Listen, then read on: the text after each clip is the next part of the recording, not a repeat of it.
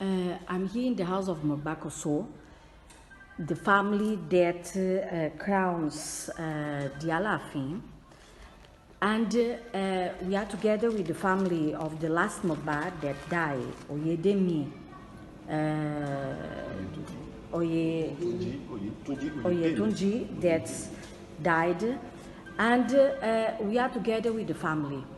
We are together with the brother of the father for the Mohbad that died, and with the brother. Baba Ekasa, kini urukoyin? Oyedele, Oyedemi. Baba urukoyin? Oyetunde, Oyedemi. Baba, how old are you, Baba? You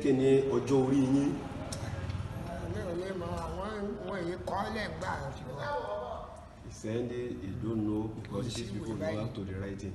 You don't know the age. Yeah. But Baba, were you there by the coronation of Kabisi Oyedemi III?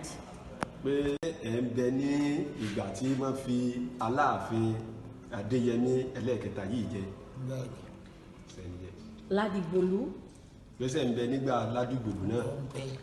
What about Oyedemi II?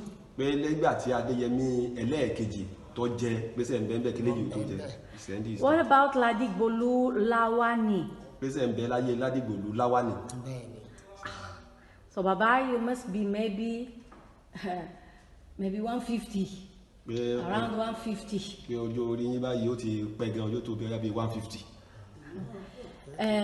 This Baba has been present in 4 coronations of the Alaafins.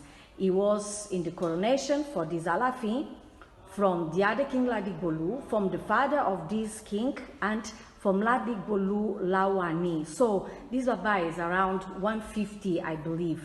Baba, I just want to make some questions about the coronation of the Alaafin in Koso. When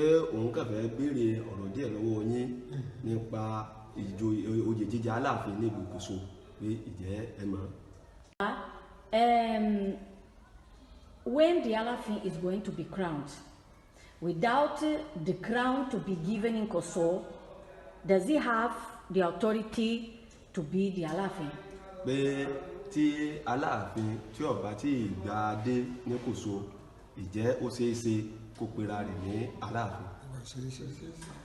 Without the crown, he cannot be the Alaafin.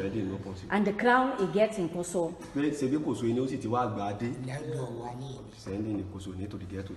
Okay, so it's in Koso. So Baba, when they bring the new candidate to be the king,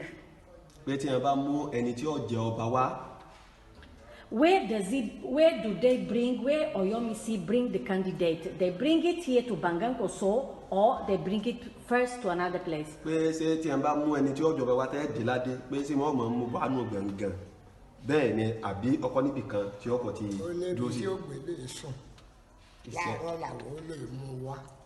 you have to the one place for the sleep. Early in the morning, you need to be going to the carry him in the one place. And that place, what is that place?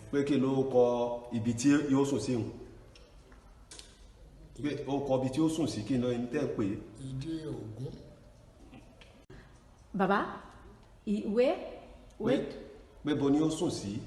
Eshu. So he goes to Eshu first. Okay, by that place, by Eshu. Eshu Koso. Enu, what is the name?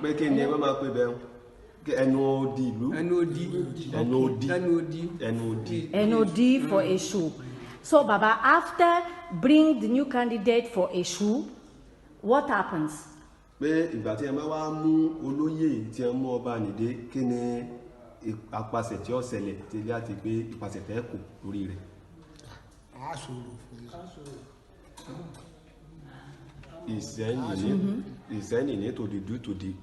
for him. There. After.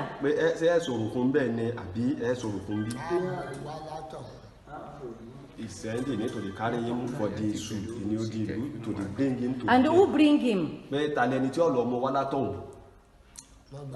He sent his Magbani to the. So Oyomisi bring the new candidate to Eshu. There he will sleep, and then Mogba will bring it to the Bangan, correct? It's inside the Bangan Shango in Koso that I don't want to know the rituals, I don't want to know. But it's there that Mogba will do all the rituals and the initiation for Shango and crown the new Alaafin.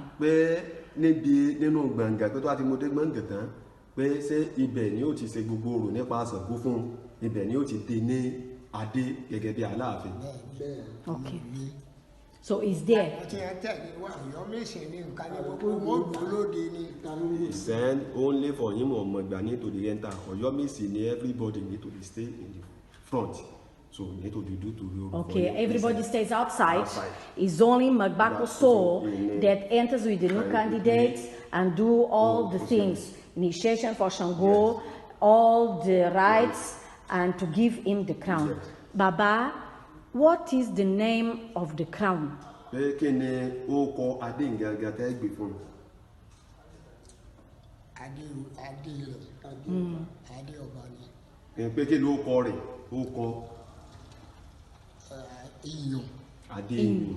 Adenu is the name of the crown that they give. So, Baba, after give to the crown, he comes out. Is when he becomes the king. He